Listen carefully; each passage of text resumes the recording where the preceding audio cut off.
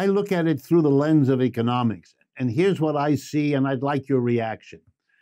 In order for people to have a proper, decent home, there have to be two conditions met. They have to be earning enough money to afford a home, and the other side, the price of the home has to be within the range of what their income enables them to afford.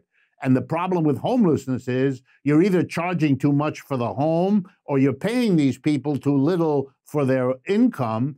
And so that's your problem. You've got to jack up the income or lower the price. Otherwise, you're not dealing with the economics of it.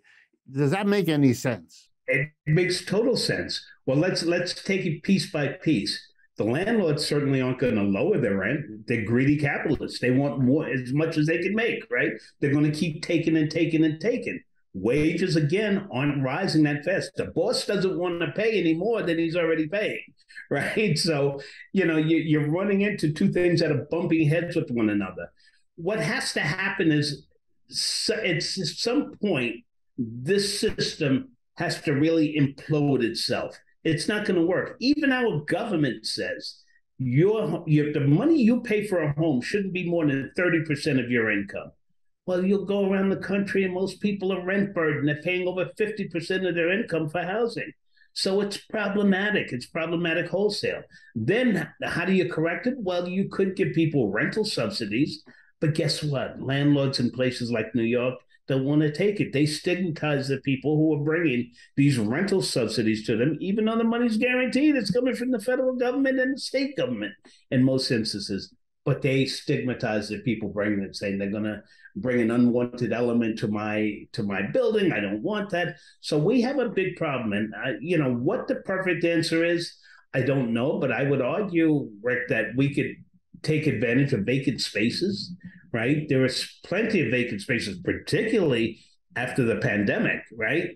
We see commercial spaces now shut down, but there are complicated policies in place that don't allow you to rehabilitate those into residential spaces. So you have to remove those policies or change those policies, and then you could start to chip away at this problem. I'm not going to sit here and say it's going to solve the problem, but you'll certainly start to chip away at it.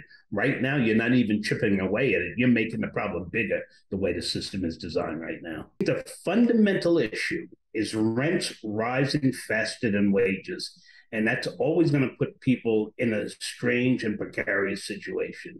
The average number of days in a shelter by a homeless family in New York City was listed as 500 days. In other words, we were sticking people into the temporary shelter, and they were there more than a year and a half.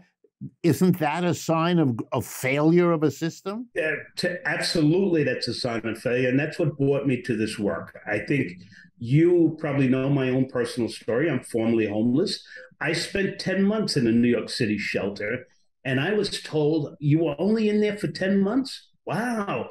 And I thought that was problematic. I thought a shelter should be something that was temporary, 30 days, for a month, and then you to find a permanent solution. But shelters have become homes in New York City and other places around the country for people. They've become permanent solutions, right? Because our elected and appointed officials can't seem to come up with problem solving. And part of that reason is because they've never experienced the problem. They're trying to figure out something they know nothing about. Bring in people who have this lived experience, who understand what they went through, who knows what led them into the situation, to help resolve the issue.